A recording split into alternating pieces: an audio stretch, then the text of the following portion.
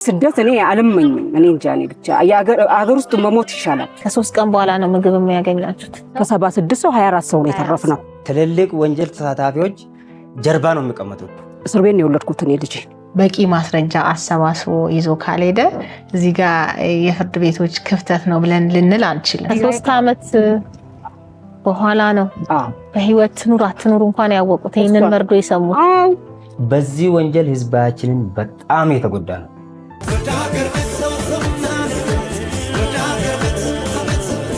ሰላም እንዴት አላችሁ? ውድ የወደ ሀገር ቤት ፕሮግራም ተከታታዮቻችን፣ ይህ ፕሮግራም በፍልሰትና ፍልሰት ተመላሽ ኢትዮጵያውያን ሴቶች እውነተኛ ታሪክ ላይ የሚያተኩር ሲሆን በፖፑሌሽን ሚዲያ ሴንተርና ከዩኒሚን በተገኘ የገንዘብ ድጋፍ በአባይ ቴሌቪዥን ዘወትር ቅዳሜ በዚህ ሰዓት የሚቀርብላችሁ ሳምንታዊ መሰናዷችን ነው። በፕሮግራማችን የተለያዩ በፍልሰትና ፍልሰት ተመላሽ ሴቶች በእውነተኛ ታሪኮቻቸው ውስጥ የገጠማቸውን ውጣ ውረዶች፣ ያሳለፉትን ስኬትና ውድቀቶች እንዳስሳለን። ስለ ፍልሰት የተለያዩ ማህበረሰብ ክፍሎችና የሚመለከታቸው ባለድርሻ አካላት አስተያየቶች ይቀርቡበታል። ከዚህ ቀደም እንዳቀረብናቸው የተለያዩ እውነተኛ የፍልሰት ታሪኮች ለእናንተ ይመጥናል ብትመለከቱት ብታዳምጡት ትማሩበታላችሁ ያልናቸውን ታሪኮች ይዘንላችሁ ቀርበናልና ተከታተሉ። በዛሬ ፕሮግራማችን ፍልሰተኛ ሴቶች በህገወጥ ደላሎች ምክንያት ከሚኖሩበት አካባቢ ተነስተው ወደ ፍልሰት በገፍ እንዲወጡ ከተደረገ በኋላ ከመኖሪያ አካባቢያቸው ጀምሮ እስከ ድንበር ድረስ የሚደርስባቸውን እንግልት እናያለን። ያ ወርቅ ይታፈስበታል የተባለው የፍልሰት ጉዞ ገና እግራቸው የመኖሪያ አካባቢያቸውን እንደለቀቀ የሚያገኙት የሚያዩት ወርቅ ሳይሆን አዋራና አፈር ነው። የሚጋዙት ወደ ተሻለ ኑሮ ሳይሆን ወደ መከራ ነው። ህገወጥ ደላሎችም ከፍተኛ የሆነ የህገወጥ ፍልሰት ሰንሰለት ስላላቸው እነሱን ለመቆጣጠር እጅግ ከባድ ነው። የዛሬዋ ባለ ታሪካችን ከቤቷ ተነስታ ተስፋ ወዳረገችው ሀገር ጉዞ ብትጀምርም ጉዞዋ እንዳሰበችውና በደላሎችም እንደተነገራት ሳይሆን እነሱ እንደፈለጉ የራሳቸውን ጥቅም ባስጠበቀ መልኩ ጉዞዋን አክብደውባት በዚህም የተነሳ መከራ ሲገጥማትና ስትሰቃይ እናያለን። ይሆናል ያለችው ፍልሰት በደላሎቹ እኩይ ዓላማ ምክንያት ሲተጓጎልባት እንታዘባለን። አብራችሁን ከቆያችሁ ከታሪኩ ብዙ ትማራላችሁ። መልካም ጊዜ። ሁሉም ሰው በዚህ ምድር ላይ ሲኖር የራሱ የሆነ ድክመት አለው። በብዛት የሀገራችን ገጠራማ አካባቢዎች የሚኖሩ ሴቶች ድክመት ደግሞ ከፍተኛ የቤተሰብ ኃላፊነትና ድህነት ነው። ታዲያ እነዚህ ሁለት ግዙፍ ችግሮቻቸው ናቸው እኚህን ሴቶች ለህገወጥ ፍልሰት እንዲነሳሱ የሚያደርጓቸው። ይህን ድክመቶቻቸውን ተጠቅመው ደግሞ ህገወጥ ደላሎች የወጥመድ መረብ ውስጥ ይከቷቸዋል። እንደ ሸቀጥ ሊሸጧቸው ዋጋ አውጥቶ ይደራደሩባቸዋል። ለግፍና መከራ ዳርገው ወንጀል ይሰሩባቸዋል። እኚህ ፍልሰተኛ ሴቶች ከቤታቸው ካስወጧቸው በኋላ በማይታወቅና በማይታይ የወንጀል ሰንሰለታቸው በመታገዝ በሌሊት በጫካ በመጠቀም ከሀገር ለማስወጣት በልዩ ልዩ መንገዶችና በተለያዩ ደላሎች ቅብብሎሽ ከኢትዮጵያውያን እስከ ውጭ ሀገር ዜጎች ህገወጥ ደላሎች በመታገዝ በድብቅ ያጓጉዟቸዋል። ይህ ጉዞ ለደላሎቹ የዕቃ ማሸጋገሪያና የሸቀጥ መቀባበያ መስመር ሲሆን፣ ለፍልሰተኛ ሴቶች ግን በህይወትና ሞት መሃል ያለች ቀጭን የጉዞ መስመር ነች። መሳሳት የማይፈቀድበት፣ ገንዘብ አለመላክና አለመክፈል የሚያስገድልበት፣ ከታዘዙትና ከሚባሉት ነገር ውጭ ማድረግ የሚያስረሽናቸው ክፉ የገመድ ላይ ቀጭን መስመር። ታዲያ እኚህ ህገወጥ ደላሎች ፍልሰተኛ ሴቶችን ይዘው በማይታይና በማይታወቅ መልኩ ከህግ አካላት ተሰውረው በድብቅ ከተለያዩ የሀገራችን አካባቢዎች በመነሳት በድሬዳዋ፣ በሶማሌ፣ በጅቡቲ አቋርጠው በየመን በኩል መካከለኛው ምስራቅ ይደርሳሉ። ሐሰተኛ ፓስፖርቶችን በመጠቀም በቦሌ ኤርፖርት በኩል እንደሚያጓጉዛቸው ጥቆማዎች ያስረዳሉ። ሰላም ውድ ተመልካቾቻችን እንደምንሰነበታችሁ። ዛሬ የምንገኘው በምስራቅ ሐረርጌ ዞን በደደር ከተማ ነው። እንግዲህ በደደር ከተማ በፍልሰትና ፍልሰት ተመላሽ ሴቶቻችን ላይ የሚያተኩረው ፕሮግራማችን እውነተኛ ባለ ታሪኮችን እያገኘን የነሱን ታሪክ ለሌሎች ትምህርት እንዲሆን እንዲያካፍሉን እንዲያጋሩን እየጠየቀን ነው ያለነው። እንግዲህ ዛሬም አንድ ባለ ታሪክ አብራኝ ትገኛለች። ታሪኳን ታካፍለናለች። አብራችሁ ቆዩ። ሰላም እንዴት ነሽ? እግዚአብሔር ይመስገን ደህና ነኝ። ስምሽን ማን ልበል? ህይወት እባላለሁ። ህይወት እንግዲህ በፍልሰትና ፍልሰት ተመላሽ ሴቶቻችን ላይ የሚያተኩረው ወደ ሀገር ቤት ለተሰኘው ፕሮግራም የአንቺን እውነተኛ ታሪክሽን ለሌሎች ሰዎች ትምህርት ይሆናል ብለሽ ልታካፊ ፈቃደኛ ስለሆንሽ እጅግ አድርጌ አመሰግናለሁ። እኔም አመሰግናቸዋለሁ። እስኪ ከጉዞ ታሪክሽን ጀምርና እንዴት ነበር ጉዞሽ? የት ሀገር ነበርሽ? ምን ያህል አመት ቆየሽ? እስኪያጫውች። ያው ጉዞዬ በህገ ወጥ ነው የሄድኩት።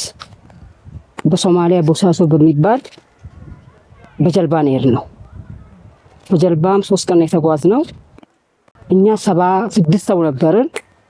የተረፍነው 24 ሰው። ጉዞ ስትጀምር 76 ወራት ነው የተጓዝነው። 24 ሰው ተርፈናል። ሌላዎቹ ካጠገባችን ነው ጀልባው የሰመጠው። እኛን ያወጣን ቀይ መስቀል ነው።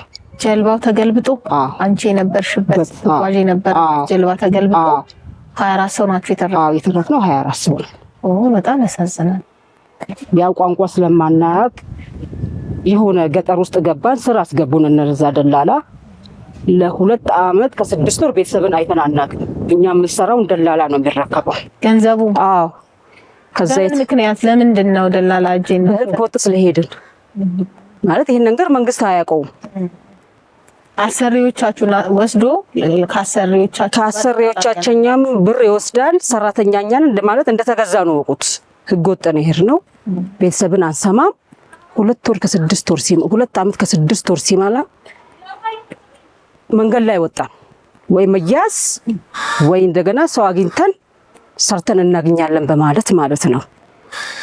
በዚህ መሃል ሰው እንዳጣን ወደ ሌላ ቦታ እንደገና አሸጋገሩ። እኛም ማለት ነው ወደ ሌላ አገር ስንደውል አማራጭ ስናጣ ወደ ትዳር ዓለም ገባሁ እኔ። ትዳር ዓለም ስገባ ወረቀት ስለሌለኝ ሐኪም ቤት ገብተሽ መውለድ ስለማቺ ማለት ነው ፈረምኩኝ ኢትዮጵያ ለመውረድ ራሴ ህግ መንግስት እንዲቀበለኝ። ትዳር ያልሽው እዛው ሀገር ነው? የመኖሪያ ወይም የስራ ፍቃድ ነው ባለቤትሽ? የለው እሱ አለው እኔ የለኝም። እሱ ወደ ስራ ሲሄድ አልተገናኘንም። እኔ ነፍሰ ጡር ነበርኩ። በዛ ላይ እንደገና እንግዲህ አስገቡኝ ብዬ ስጮህ እስር ቤት ነው የወለድኩት እኔ ልጄ። ኧረ እባክሽ ክርስቶስ እስር ቤት ወለድኩኝ። የኢትዮጵያ ህዝብ እዛው ነው የ1 ወር ልጅ እዛው አርሰውኝ ይዤ ወረድኩት ወደ ኢትዮጵያ። ከ1 ወር በኋላ የስንት ወር ነፍሰ ጡር ሆነሽ ነው እስር ቤት የገባሽው? ጨርሻለሁ። ቀኑ ስለማላክ ቼክአፕ አትሄጂም ስደት ስለሆነ ስለምትያዢ ሰርቼ ወድጄ እዛው ለመስራት ነበረ። አልቻልኩም። ማጋ አስቀምጠዋለሁ ልጅ። ያለሽ አማራጭ እስር ቤት መግባት ነው። እጅ ሰተሽ እስር ቤት ገብተሽ ወልደሽ ወደዚህ መጣሽ? እዛም ሆነ እንደገና ማለት ነው እንደመጣሹ ተመለሽ ነው የሚሉሽ። በፍቃድሽ እጅ ውስጥሽ መውረዳችን በፈለግሽበት ሰዓት። እንዴት ነበር የእስር ቤት ቆይታሽ? መውለድሽ ሲሚንቶ ላይ ነው የምትተኝው። እንደው የሚሰጥ የተለየ እንክብካቤ አለ? እስር ቤት ቢሆንም ለአራስ ምን የለም። ያሹን ነው የምትበዩ። ይገባል ይቻላል። ነፃሽ ነው። ምንም ይዘሽ የምትገቢው ነገር የለሽም። ካለሽ ይዘሽ ተገቢያለሽ፣ ከሌለሽ የለሽም ነው። ባዶዬን የመጣሁት እኔ ልጄን ይዤ። በዛ ሁሉ በጣም አስጊ በሆነ ጉዞ ነው እንግዲህ አንቺ ስትሄጂ መርከቧ ተገልብጣለች። እኛ 76 ሰው 24 ሰው ነው የተረፈው። ያንን ሰቆቃ ራሱ ማየት ለአንቺ በጣም ከባድ። እኔ እንጃ አያድርስ ነው የምለው። በቃ አያድርስ። የኛ አጠገቤ እርጉዝ የሞተች አለች፣ 4 ልጅ የያዘች አለ ከነ ልጆቿ። ባልየው ቀድሟት ነው የሄደው። ነይ ብሎ ነው የጠራት ለስደት። አጠገባችን ሬሳን ተራምደሽ ነው እንደው ይሄ በጣም ሰቆቃ ነው እንግዲህ። 46 ሰው ሆናችሁ ተጉዛችሁ 76 ሰው ሆነን 24 ሰው የተረፈው። ሰው ሆናችሁ ተጉዛችሁ 24 ሰው የተረፈውና ይሄንን በጣም አሰቃቂ አደጋ ማየት በራሱ በጣም ሊናዬ በጣም አያስብም። ለልቦና ጫና የሚያደርስ ነው። በጣም ከባድ ነው። የሳይኮሎጂ ራሱ በጣም ከባድ ነው የሚሆነው። በጣም ይሄ ይከብዳል። እኔ ብቻ ለጠላት ያልመኘው የዚህን ጉዞ ለጠላት ያለፋችሁት ያንን አሰቃቂ ጉዞ አይተሽ ከዛ በኋላ እንዴት ነበር እንደው ተቋቁመሽ ማለፍ የቻልሽው?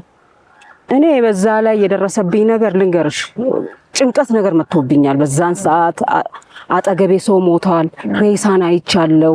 ከዛ ከወጣው በኋላ እንደገና ይሄን ታል ተጉዤ እንደገና እያዛለው ወይ የሚል ነገር ታውቂያለሽ። ብርም አውጥተሽ ያንን ታል እንደገና ስራ ላይ ሁለተኛ እንደገና የለፋውበትን ነገር ሰርተሽ አላገኘሁትም። በዚህ ላይ እንደገና ሄጄ እንደገና ያንን ሳጣ ህይወቴ ትዳር ውስጥ የማይሆን ውስጥ ገባው። ሁለተኛ ወለድኩ እንደገና ከዛም የተነሳ እንደገና ወደ ሀገር ለመግባት በእጅሽ ባዶ ነው። የኢትዮጵያ ሕዝብ ነው አዋጥቶ እኛን ራሱ ትራንስፖርት ወደ ቤተሰብ ያደረሰን እዚህ ድረስ። የደደር ከተማ ነዋሪ ነሽ አንቺ? እዚህ ነው ተወልደሽ ያደግሽው። ስለዚህ ከዛ ሀገር ስትመጪ ራሱ ያንን ሁሉ አሰቃቂ የባህር የእግር ጉዞ አይተሽ ከዛ ደግሞ ስራ አልተሳካልሽም፣ ይሳካልኛል ብለሽ ደግሞ አልተሳካም፣ ልጅ ወለድኩ፣ እሱንም በእስር ቤት አሳለፍኩ። በጣም አሰቃቂ እኔ ይታን ቆየሽና ለመምጣት ራሱ ብር ስለሌለሽ ተዋጥቶላችሁ ነው ተዋጥተን ነው እዚህ የገባ ነው። እስከ ቤተሰብ ጋር ምንም ነገር ይዘን የመጣነው ነገር የለም። እንደው እዛው ስትሰሪ ምንም ደሞዝ አልተሰጠሽም? ማጠራቀም ወደዚህ ወደ ኢትዮጵያ መላክ አልቻልሽም ነበር? እንዴት ነበር? ያም አልደረሰማ፣ በእጃችን አልደረሰም። ደላላን የተረከበን ከኛ ኋላ ሄዶ የሚወስደው ደላላው ነው። ስልክ ራሱ እንግዲህ አታገኝም። ለምን ይሄን ታህል ትጠቁሚያለሽ ወይ እንደገና ያለውበት ቦታ ድረሱልኝ ትያለሽ? በምን አይነት ስልክ ነው ሰው የምትይው? ይሄ ራሱ ጉዳት ነው። እኔ ሁለተኛ ሞት ነው የምለው ይሄንን ነገር ነው። ይሄን አይቶ እዛ እኔ በዛ ወለዛ ሀገር ለሚሄዱ ሰዎች ማለት ነው አልመኝላችሁም። ስለዚህ ይሄን ሁሉ መንገድ ተጉዘሽ ሄደሽ ነው እንግዲህ መተሽ አሁን ምን ላይ ነሽ? ምንም ቁጭ ብለናል። ስንት አመት ቆየሽ እዛ? አጠቃላይ በቃ 3 አመት ከ8 ወር ቆየሻል። ጨርሻለሁ። ምንም ነገር ሳትይዙ? ምንም አልያዝኩም። ባዶዬን የመጣሁት እኔ። እንደው ይሄንን በጣም አስቸጋሪና አሰቃቂ ጉዞ እንድትወስኝ ያነሳሳሽ ምንድነው? ያው እዚህም የሥራ ጥረት ስራ አልያዝኩም። እንደሚወራው ነበረ እንግዲህ እዛ ኑሮ ቆንጆ ነው ብር አለ ብለን ነው እንኳን ብርና የያዝነውንም ቦታው አልደረስንም። እኛ ይዘን ለመጣታይ ሁለት ነገር ያው ያልፍልኛል በማለት ነው የሄድነው። ግን ከሞት ነው ፈጣሪኛ ያተረፈን። በጣም አስኪ የሆነ ጉዞ ነው የሄድሽው። በእግር በጣም በባህር ጉዞ አለው። ከመር እንደገና ከጀልባ ወርደሽ ለአንድ ከተማ ለመግባት 24 ሰዓት ሄደሽ እንደገና እርሻ ውስጥ እንዲገጠር ውስጥ ነው የምታድሪው። ፖሊስ ይዘኛል በማለት ዳይሬክት ከተማ አትገቢም። እየተራብሽ እየለመንሽ አንዳንዱ ዳቦ እየገዛልሽ ውሃ እየሰጡሽ ነው እንጂ መንገደኛችሁ የዛ አካባቢ ኗሪ የሆኑ ማለት ነው። አዎ እነዛም በቃ እንደዛም ሆነን ማለት ያሰብነው ቦታ አልደረስንም። ውሸት ነው። ሰው ሀገር ስደት እኔ አልመኝም። እኔ እንጃ እኔ ብቻ ሀገር ውስጥ መሞት ይሻላል። እንደዚህ አይነት በጣም በእግርሽ ሄደሽ በመኪና ተጉዘሽ በእራብ በጥም በህመም እንደው አደጋ ሁሉ እግዚአብሔር ነው ያተረፈሽ። እንግዲህ ከሞት ተገልብጣ ከሞት ነው የተረፍኩት እኔ። እንግዲህ ከሞት የተረፍሽበት በረሃውን ያቋረጥሽበት ጉዞ ምን ይመስል እንደነበር እያስረዳሽኝ ያለሽ በጣም ከባድ ጉዞ ነው። አንቺ መጨረሻ ላይ ራሱ ችግሬን አይቶ የዛ ሀገር መንግስት እኔ እንጃ እኔ ወረቀት ማህተም መጥቶ ነው የሰጠኝ ልነግርሽ ነው ማለት እንዴት ተቋቋምሽ? እንዴት ማለት ይሄንን በጣም አሰቃቂ ጉዞ እንደው ለመቋቋም ምን ረዳሽ? ማን ረዳሽ? ለመቋቋም የረዳሽ ነገር ምንድነው? ምን አስቻለሽ? ማንም የረዳኝ የለም። እኔ ከመጣውም ይሄውና ስንት አመቴን ጨርሻለሁ ማለት ነው። ያንን አስቸጋሪውን ጉዞ እንደው በጣም ከባድ ነገር ነው ያሳለፍሽው። እንደው አጠገብሽ ጀልባ ተገልብጦ መትረፍሽ በራሱ የእግዚአብሔር ስራ ነው እና ይሄንን እንደው እንዴት ተቋቋምሽ? እንዴት ሆድሽን ጠንከር ታደርጊዋለሽ። ያው እኔ ሟች ነበርኩኝ ማለት ነው። እያየው ነው እዛ ጋር ሬሳን ነገር ሳይቀበሩ ተራምደን ያለፍናቸው። ከተመለስሽ በኋላ ምን አይነት ዘላቂ ጉዳት ደርሶብሻል? አካላዊ፣ ማህበራዊ ወይም ስለልቦናዊ የደረሰብሽ ጉዳት ምንድነው? ከቤት አልወጣም። ስለልቦናዊ ጉዳት የራሴን ነገር ያንን ነው እንጂ ማብሰለስለው ከሰው ጋር ማውራት አልፈልግም። የሚረዳሽ የለም። ለብቻዬ ነው ያን ነገር የታገልኩት። ለትንሽ ጊዜ መጣችን ነው እንጂ የሚሰሙት ሰው አልፈልግም ማዳመጥ። ካጠገብ የሞተች ጓደኛ ያለች ከዚህ የተጓዝ ነው። ሬሳው አልተቀበረም። ተራምደን ነው የሄድነው። ይይዙናል በማለት ተውናት እዛው ጋር ልጅቷም ማለት ነው። ወዚራ ትባላለች ጓደኛዬ ነች። ለእህቶቿ ራሱ እዛ ለመናገር ስልክ ስለሌለኝ ካጠገብ የቀርታለች አላልኳቸውም። ምን እሷን ቤተሰብ ትኑር አታውቅም። መረጃ የላቸውም። አብረን እንደሄድን ነው የሚያውቁት። ወይ ከኔ ሊረዱ ይችላሉ ስልክ ቢኖረኝ፣ ወይ ከሷ ሊረዱ ይችላሉ። አለመኖሯን እንኳን ቶሎ አውቀው እርማቸውን የሚያውቁ እኔ ከመጣው በኋላ ነው የወዚራን ነገር ሲጠይቁኝ ወዚራ ካለት በኋላ ነው በህይወት ትኑር አትኑር እንኳን ያወቁት። ይሄንን መርዶ ይሰሙት። ያጎቷ ልጅም ካጠገቤ ባሻ የሚባል ልጅ እዛው ጋር ነው ልንገርሽኛ ጋር እዛው ጋር የተራመርነው እዛው ጋር ነው የማተው እሱ። በጣም አሰቃቂ ነገር እያየሽ ነው ያለሽ። በጣም እኔ እንጃ ብቻ የምለውም ነገር የለኝም። ፈጣሪ ለሁሉም ይሙላ እንጂ የሰው አገር ለሰው ምንም ነገር አያረግም። ክርስቶስን ይሄ ሁሉ መከራ የሆነው በህገወጥ መንገድ ነው። ህገወጥ ነው እና ከቤት አትወጭም ነበር? አልወጣም። እዛ ላይ አብሰለስላለሁ። እንደገና እዛ ያለው ነው ይሄን ታለ እንደገና ለእንጀራ ብዬ አባቴን ያጣሁት ተደራረበብኝ። ተደራረበብኝ። በቃ ከሌ ሞተ ቢሉኝም ለሰዎች ርህራሄ የለኝም። ሬሳን ነገር ነው ተራምጄ የሄድኩት እዛ ጋር ታውቂያለሽ። ጭንቀት ነገር መጥቶብኝ ነበረ እኔ ለራሴ ማለት ነው። ከትንሽ ጊዜ በኋላ ነው ቤቱ 9 ወር ከተቀመጥኩኝ በኋላ ወደ ድሬዳዋ ለእናቴ ልጄን ትቼ ወደ ድሬዳዋ ሄድኩት። ትንሽ አየር ከተለውጪ ተብዬ ማለት ነው። እኔ ስቃይ ነው ያየሁት። እኔ ልንገርሽ እንደው በጣም ረጅም ከባድ የሆነ ነገር ነው ያሳለፍሽ። እንግዲህ ልጅን ነገር ይዘሽ ትዳርን ብለሽ እስር ቤት ወልደሽ ከጉዞሽ ራሱ ስትሄጂ ራሱ አደጋ ነበረው። በቃ ያንን አደጋ ማየት አሁን ስታወሪኝ በጣም አሰቃቂ ነው። ያንን ሬሳ ተረማምደሽ የጓደኞችሽን አብሮ አደጎችሽን ሬሳ ተረማምደሽ መሄድ በራሱ በጣም ከባድ ነው። ከዛ አልፈሽ ደግሞ እዛ ላይ የምታገኝ ረሃቡ ውሃ ታገኝ። በጀልባው ላይ ስትጋዢ የጨው ውሃ ነው። እሱን ከጠጣሽ ወድሽን ይቆርጥሻል። እኛ ለ3 ቀን ምንም አልበላንም፣ ምንም አልጠጣንም። ከ3 ቀን በኋላ ነው ምግብ የሚያገኛችሁት? አዎ ይሰጡሻል። ያው ዳቦ ነገር መንገድ ላይ ውሃ ራሱ ተጓጓርሽ በክዳን ለመጠጣት ማለት ነው። ችግሩ ረሃብ፣ ጥማት አለው፣ ስቃይ፣ ስንት ስቃይ አለ። ካጠገብሽ የሚደፈሩ ሴቶች አሉ። ያልፍልኛል ብሎ ተሄዶ ሌላ ህይወት መግባት በጣም ከባድ ጉዞ ነው። በጣም ሰቀቀን ነው። እንግዲህ ህይወት ፍቃደኛ ሆነሽ ይሄንን ለሴት እህቶቻችንን በጣም ማሳዛኝ በሆነ የጉዞ ታሪክ ውስጥ አልፈሽ እዚህ ጋር እንደው በህይወት ለቆየትም ቀላል ነገር አይደለም። ካሳለፍሻቸው ከሄድሽባቸው የጉዞ ታሪኮች በጣም ከባድ ነው። ዛሬ እዚህ ጋር ልትገኝ መቻልሽ ራሱ የእግዚአብሔር ቸርነትና ፍቃድ ሆኖ ነውና በጣም ከባድ የሆነ የህገወጥ የመንገድ ጉዞን ነበር የመረጥሽውና ይሄንን የጉዞ ታሪክሽን ለሌሎች ሴቶቻችን በዚህ መንገድ ለሚጓዙ ትምህርት ይሆናል ብለሽ ፈቅደሽ ለማካፈል ፍቃድሽ ስለሆነና እኔን ስላገኘሽኝ እጅግ አድርጌ አመሰግንሻለሁኝ። እኔ ላንቺ ያለኝን ጥያቄዎች ጨርሻለሁ። የምታመሰግኚው የምታስተላልፊው መልእክት ካለ እድሉን ላንቺ ልስጥሽ።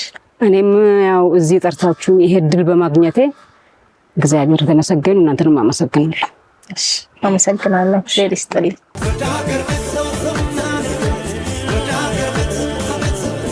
ጡንቻቸው የፈረጠመ ኪሳቸው የዳበረ ቴክኖሎጂያቸው የረቀቀና የህገወጥ መስመሮቻቸው በርካታና የተለያዩ መሆኑና እርስ በራሳቸው አለመተዋወቃቸው እንዲሁም ከህገወጥ ደላሎቹ ጋር የሚሰሩ ሰዎች መብዛታቸው በቀላሉ ስራቸውን ለማስቆምና በህግ ጥላ ስር ለማድረግ ጉዳዩን ውስብስብ ያደርገዋል። በቂ የወንጀል መቅጫ ህግ ማዕቀፍ ቢኖርም ደላሎቹ ግን ራሳቸውን ከህግ በላይ ለማድረግ የሚሄዱበት ርቀት ላቅ ያለ በመሆኑ ብዙ አማራጮች ይጠቀማሉ። ጉቦ በመስጠትና ሐሰተኛ መረጃዎችን በማቅረብ ከዚህ ወንጀል ለማምለጥ የሚጠቀሙባቸው ዋነኞቹ አማራጮች ናቸው። እኚህ ደላሎች መነሻቸው ሀገራችን ኢትዮጵያ ይሁን እንጂ መዳረሻቸው ግን ዓለም አቀፍ ወንጀለኞችና አሸባሪዎች ጋርም በጋራ የሚሰሩና ከአደገኛ የወንጀል ቡድኖች ጋር የሚገናኙ ናቸው። ይህ ታዲያ የኢትዮጵያ መንግስት ፍቃድ ብቻ ሳይሆን የተለያዩ ሀገራትንም የህግ ፍቃድ የሚጠይቅ ነው። በዚህ ምክንያት በወንጀለኞቹ የድብቅ እንቅስቃሴ የተነሳ ልፋታቸው ሁሉ ፍሬ ሳያፈራ እስካሁን አለ። እንዲሁም ለጉዞ የሚነሳሱም ሴቶች በፍቃዳቸው ጉዟቸውን መጀመራቸውና አንድ እጃቸው ከገቡ በኋላ ነፍሳቸው በእጃቸው ላይ ስለሚሆን ፍልሰተኛ ሴቶቹም እንዳይጠቁሙ ስለሚያስፈራራቸውና እጃቸው የትም ለመድረስ ረጅም በመሆኑ ማንም ደፋር የሚያስቆማቸው አልተገኘም።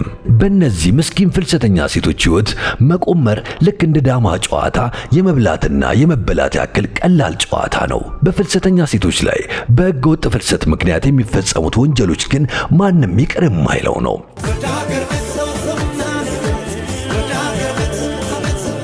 ዛሬ የምንገኘው በደደር ወረዳ በአቃቢ ሕግ ጽሕፈት ቤት ነው። እንግዲህ ከአቃቢ ሕግ ጽሕፈት ቤት ኃላፊ ከሆኑት ጋር ከአቶ ኢብራሂም ሐሰን ጋር በፍልሰትና ፍልሰት ተመላሽ ሴቶቻችን ላይ የሚያተኩር ፕሮግራም ይኖረናል። ተከታተሉ። ሰላም እንደምን አለክ? እሺ ሰላም ናቸው። እንዴት ናቸው? አለን እግዚአብሔር ይመስገን። ስራ አሪፍ ነው? አይ አሪፍ ነው። ምንም አይልም። ቆይታ ጥሩ? አይ ጥሩ ነው። እየሰራን ነው። እንግዲህ እኔ መልካም። እንግዲህ እስቲ ለተመልካቾቼ ራስን አስተዋውቅልኝ።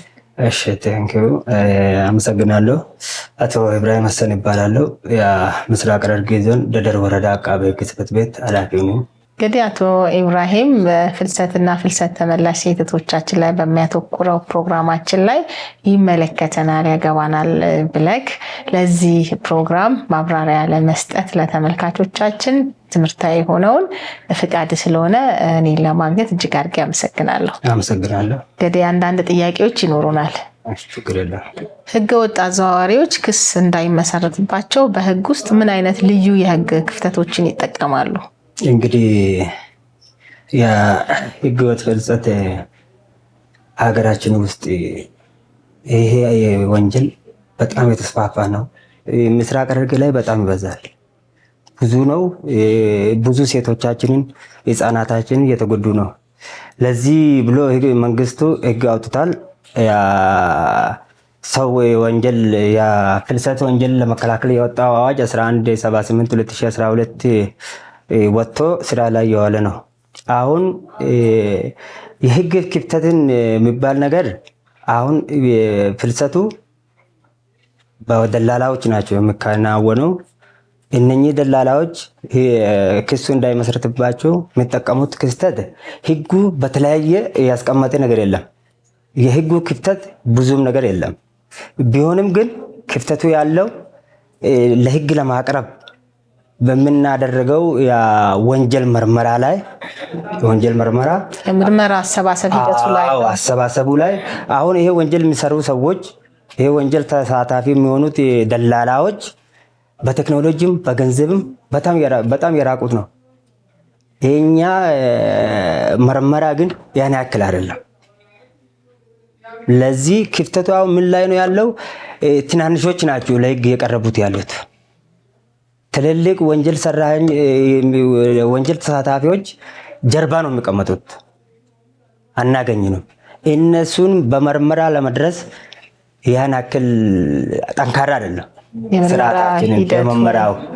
ይሄ እዚህ ላይ ነው ክፍተቱ እንጂ በተለያየ ህጉ ላይ ክፍተት የለም። ይቀርባሉ በወንጀል ግን በምርመራ ለመድረስና እነሱን ለማግኘት ላይ ነው ክፍተቱ እንጂ ፕሮክላሜሽን 1178 የዱሮውን ፕሮክላሜሽን ያለውን ጋፕ አሞልቶ ነው የወጣው። አዲሱ ሲወጣ አዲሱ አሁን ስራ ላይ ያለው ያን ያክል ጋፕ የለም። ጋፑ ያለው ምርመራ ላይ ነው። መርማሪዎች በቴክኖሎጂም በእውቀትም ማደግ አለባቸው።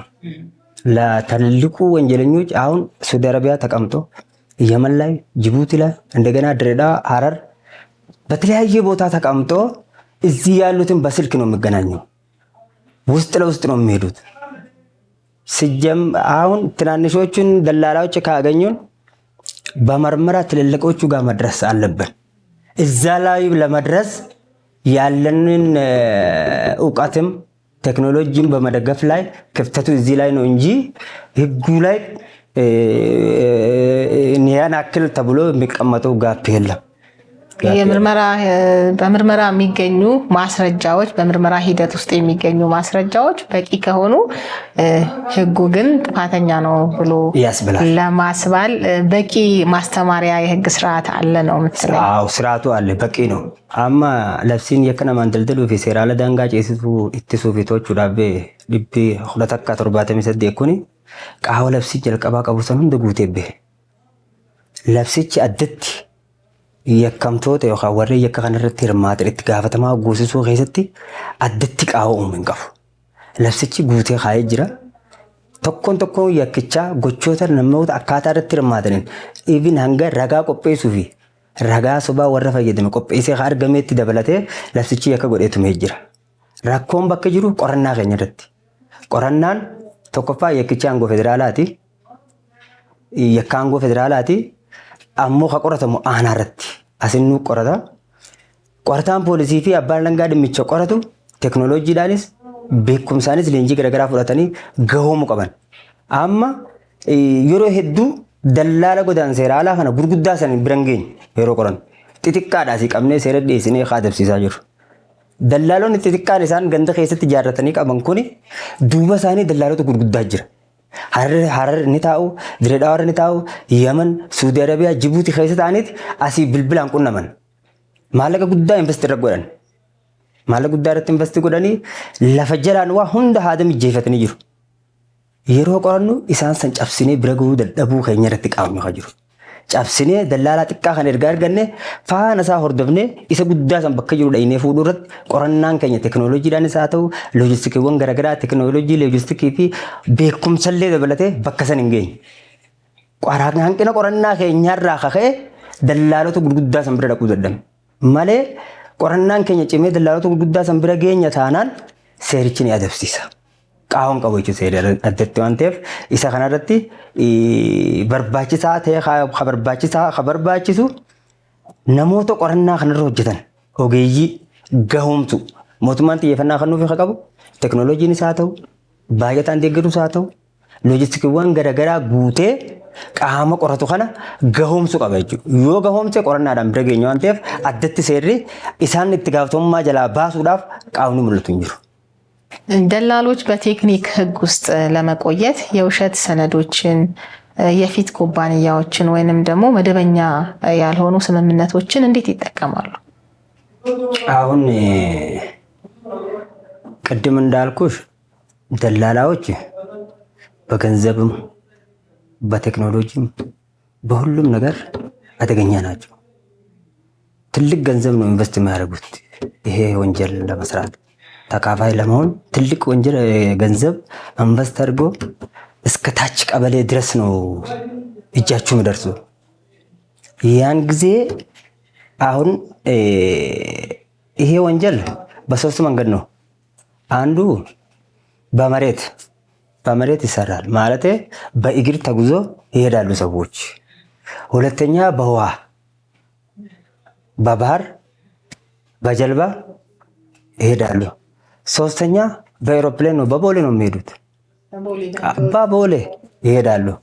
በሶስቱም ህገወጥ ደላላዎች ተካፋይ ናቸው። አሁን ለምሳሌ በቦሌ የሚሄዱት ፓስፖርትም ጭምር ሐሰተኛ መረጃ ያዘጋጃሉ። ከዛ ከቦሌ አይመለሱም፣ ተጣርቶ ይመለሳል። አሁን ለምሳሌ በቦሌ የሚሄዱ በፓስፖርት ነው። ፓስፖርት ከሌለ በቦሌ መሄድ አይቻልም።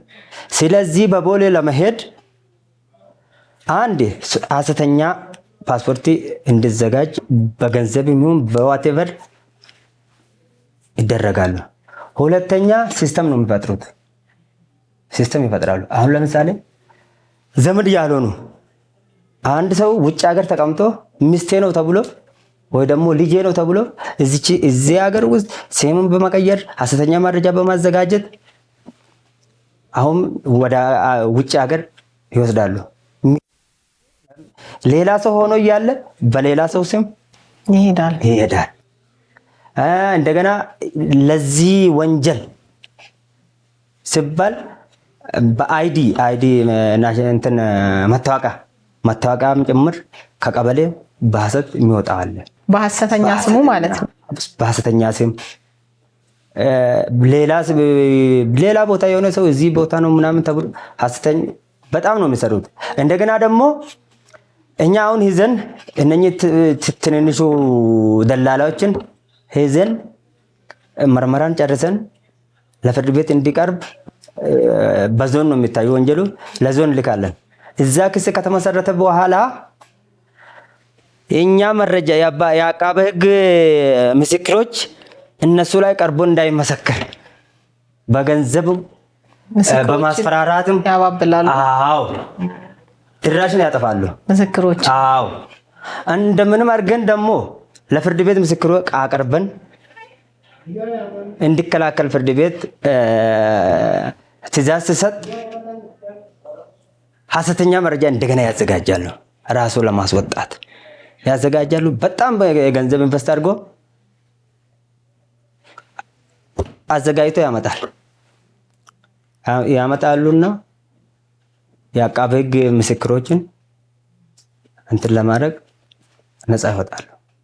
ያው ምስክሮችን በማባበል ማስረጃዎችን በማጥፋት ነፃ እንዲባሉ ማስረጃዎችን በማሸሽ በመደበቅ ድራሽን በማጥፋት በማስፈራራት በማዘጋጀት ይሄን ሁሉ ተደርጎ ነፃ እንዲወጡ ለማድረግ በጣም ብቃት አለው፣ ገንዘብ አለው። ደግሞ ብዙ ሰዎች ናቸው። ስር የሰደደ ኔትወርክ ነው ያለው። የሚገርም ኔትወርክ ነው ያለው። የሚገርም ኔትወርክ ስላለ በዚህ መስመር ውስጥ ይሄዳል። ኢቭን መንግስት ውስጥ መኖር የሚያጠራጥራል። እንዴት ነው አሁን ለምሳሌ በቦሌ የሚሄድ ፓስፖርት ያዘጋጃል በሐሰት ሲባል ፓስፖርቱ ከየት ነው የሚወጣው? ችግሩ የኛ ምርመራ ላይ ነው እንጂ እስከዛ ድረስ ይደርሳል። ወንጀሉ በጣም ሰፊ ነውና ይጠቀማሉ። ሐሰተኛ ማስረጃ በጣም ነው የሚጠቀሙት። እንደው በሐሰተኛ ማስረጃ ተደራጅቶ ወደ ውጪ ለመሄድ ፕሮሰስ ተደርጎ የተመለሱ እዚህ ሀገር ያሉ ህገወጥ ደላሎች እንደው ተይዘው ፍርድ ያገኙ የሉም? በእናንተ ክስ ተመስርቶባቸው? አሁን ይሄ ወንጀል የኛ ምርመራ ነው። እንትን ድርሻችን ምርመራ ጨርሰን ለዞን እናቀርባለን። በእርግጥ የሐሰተኛ ሰነድ አዘጋጅቶ የያዝነው ባይኖርም ሰው ሐሰተኛ መረጃ ሐሰተኛ መረጃ ሌላ ሰው እንዳይጠቀም ወይም እንዳይጠየቅ ለማድረግ የሞከሩት ለዞን የላክነው አለ ማለት እጃቸው እንትን ነው ይተዋወቃሉና ይሄ ሰውዬ እንዳይጠየቅ በህግ እሱን ለማስወጣት እሷ ራሱ እጅ ያለበት እሷን ለማስወጣት እየመጣው አንድ ሴት ከወለጋ ነው መሰለኝ የመጣችው። አንድ መዝገብ ጨርሰን ለዞን አቀርበን ክስ ተመስርቶበት እንትን ላይ ነው ያለው። እየተጠባበቃችሁ? አዎ እንግዲህ ይኖራል፣ ብዙ ይኖራል። ወንጀሉ በዞን ደረጃ ስለሆነ የሁሉም ወረዳዎች እዛ ነው የሚገናኙ ይኖራል። አሁን ለምሳሌ ወደ ጉርሱም አካባቢ፣ ጭናክሰን አካባቢ፣ ወደ ሶማሌ ድንበር ላይ ያሉት ለዚህ ወንጀል በጣም ተጋላጭ ናቸው። ስለዚህ ይኖራል።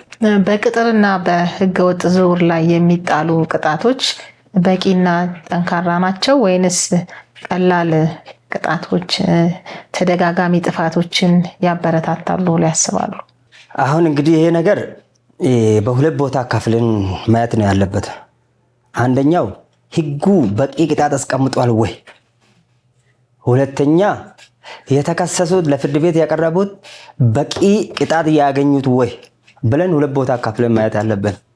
ህጉ በቂ ቅጣት አስቀምጧል። በእርግጥ በቂ ነው አስቀምጧል። በህግ ላይ ምንም ችግር የለም።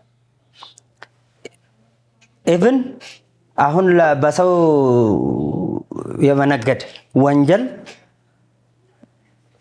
መንገድ ላይ የሄዱት ለዚህ ዓላማ ተብሎ መንገድ ላይ የጓዙ ያሉት ህፃናት ወደ አንቺ ቤት ጎራ ቢሉ ተጠያቂ ነሽ።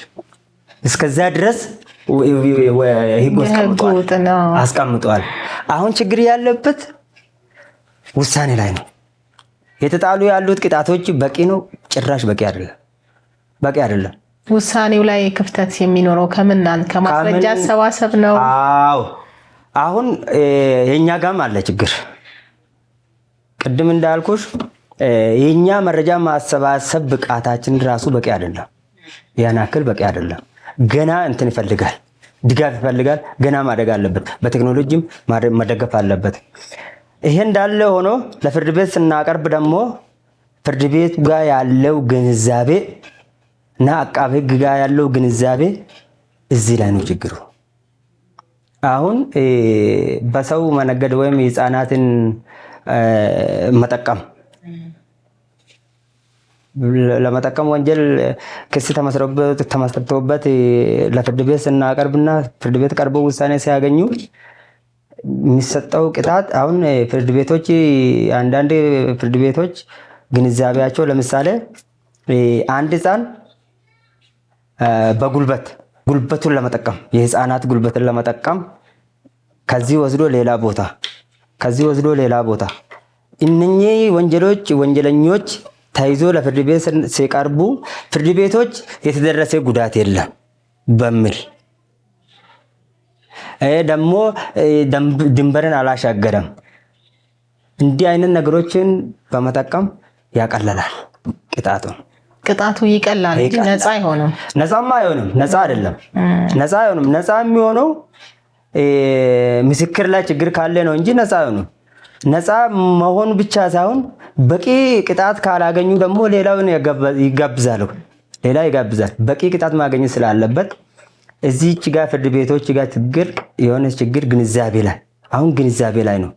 የእከሌ ነው ብለን ከምናስቀምጠው ግንዛቤ ላይ አቃቤ ሕግ ጋም ፍርድ ቤቶች ጋም ቅጣቱ ላይ ግንዛቤ ገና እንትን ይፈልጋል።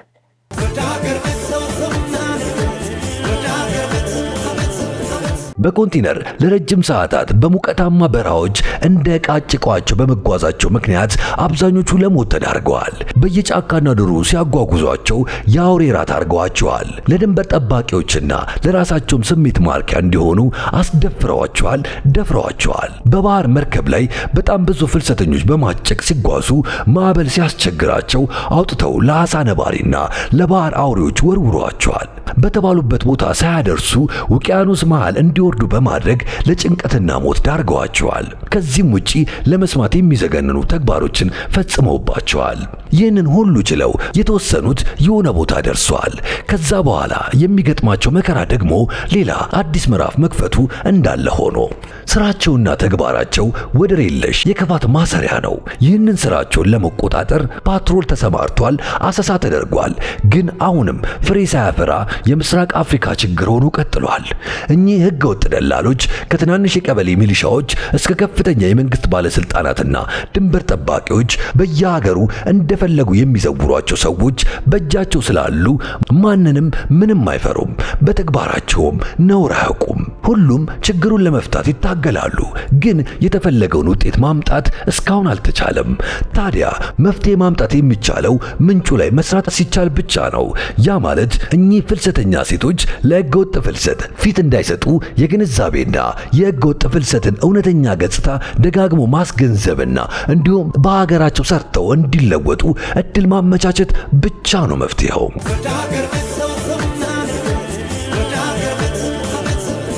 እነዛ በገንዘብ ያመጡት አሁን ህገወጥ ማስረጃን ህጋዊ ነው ብለው ትክክለኛ ከተቋሙ ሲመጣ እሱን እናንተ ሂደቱን ሄዳችሁ አረጋግጣችሁ ያስቀጣችሁበት ወይ ተቋም ግለሰብ ኃላፊ የለም? ይሄንን ትክክለኛ ነው ብሎ ትክክለኛ ያልሆነውን ማስረጃ ለፍርድ ቤት ያቀረበውን በዛ ሂደት ሄዳችሁ አታውቁ? አሁን ቅድም እንዳልኩሽ የወንጀል በዞን ደረጃ ነው ፍርድ ቤት ቀርቦ የሚሰራው። እዚያ ጋር ብዙ ችግር ይገጠማል እንሰማለን። እንግዲህ ከወረዳ ነው የምንላከው። ወረዳ ላይ ነው ምርመራ ጨርሰን ለዞን የምንላከው። እዛ ነው ሐሰተኛ መረጃ የሚቀርበው ፍርድ ቤት ጋር።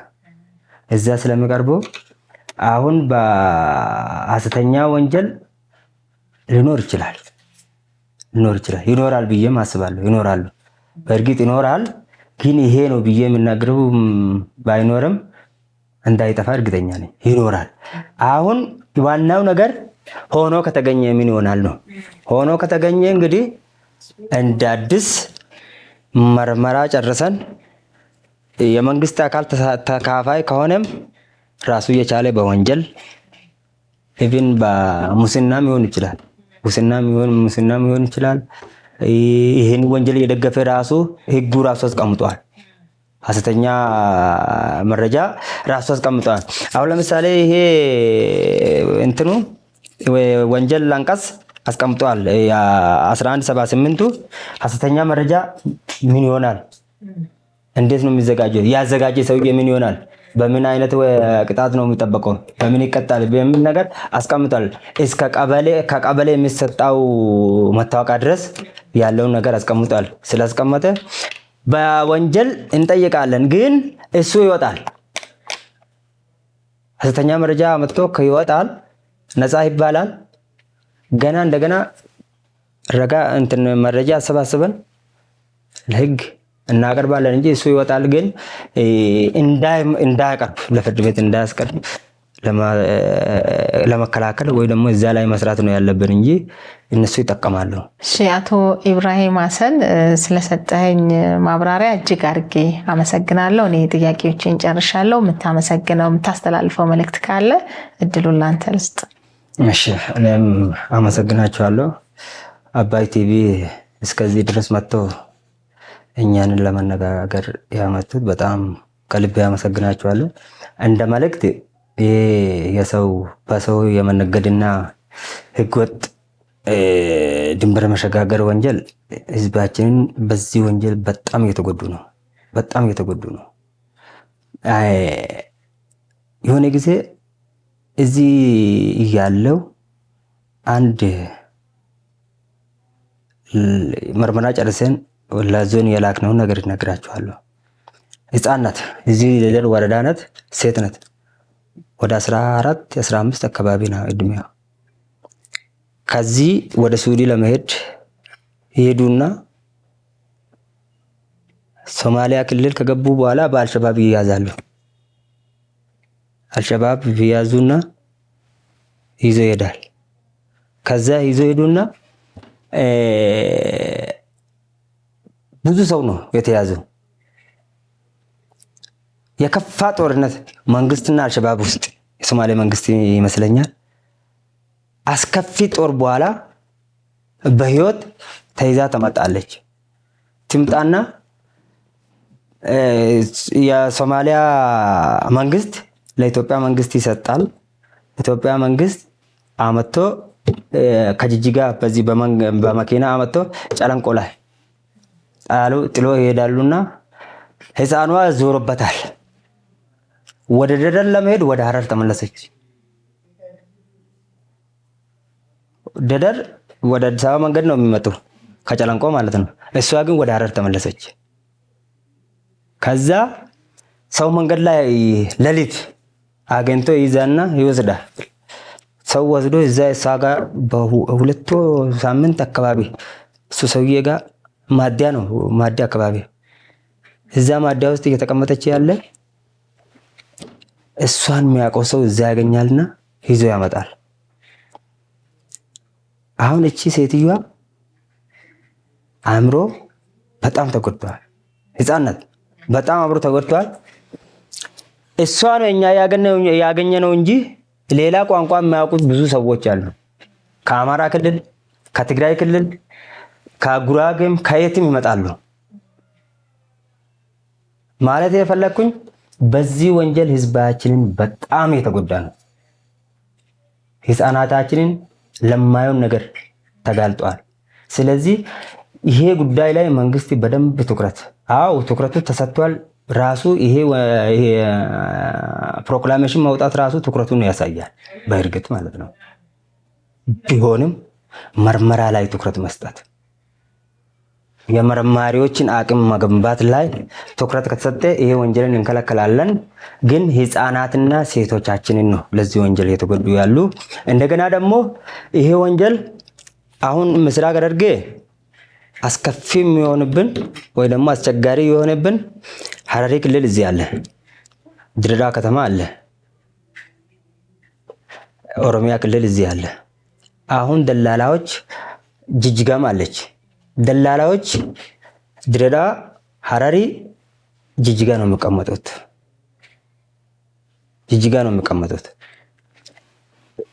መርመራ የሚከናወነው በእነኚህ ሁሉም መሆን ነበረበት። አሁን በደደር ብቻ ምርመራ አካሄደን ከድሬዳዋ ልናመጣ እንችላለን፣ ግን ብዙ ያስለፍናል። በቂ አይደለም። አዎ በቂ አይደለም። አይ ልፋቱም ይበዛል። ስለዚህ ጥምረት ይፈልጋል። አሁን ኦሮሚያ ውስጥ እንትን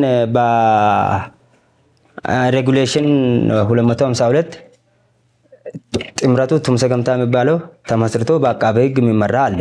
እዚህም ተቋቁሞ አሉ። ብዙ አካላት ያለው ይሄ ለምንድነው ዓላማው? ተጋላጭ የሆኑትን ሰዎች ወይ ደግሞ ተጎጂዎችን መልሶ ለማቋቋም እንደገና ደግሞ ስራ እድል ፈጠራ ላይ ለመስራት እነኚህ ነገሮች ላይ እንድንሰራ በደንብ በሬጉሌሽኑ ተቋቁሞ ስራ ላይ ገብቷል። እየሰራን ነው። ይሄ ራሱ የቻለ ባጀት የለም። ጥምረቱ ተመስርቷል፣ ግን ስራ ለመስራት ገንዘብ ነው የሚፈልገው። የፍልሰት የጥምረት ጽህፈት ቤት ነው። አዎ በአቃቤ ሕግ የሚመራው በሬጉሌሽኑ ተቋቁሞ ስራ ላይ ገብቷል። እየሰራን ነው፣ በሱ እየሰራን ነው፣ ግን ገንዘብ ይፈልጋል። ይሄ ገንዘብ ደግሞ ከሚገኘው በድጋፍ በመንግስት ባጀት ራስን እንደኛ የምንችለውን እናደርጋለን።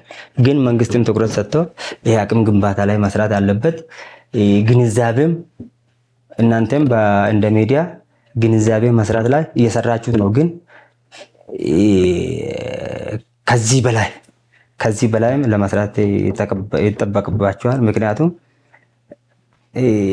ቤተሰባችን ነው እየተገደ ያለው ስለሆነ ነው። በጣም አመሰግናችኋለሁ።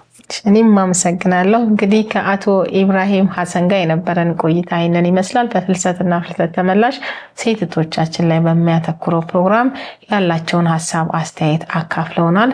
ከተለያዩ ደግሞ ከመንግስት አካላት ጋር ቆይታ ይኖረኛል። መልካም ቆይታ።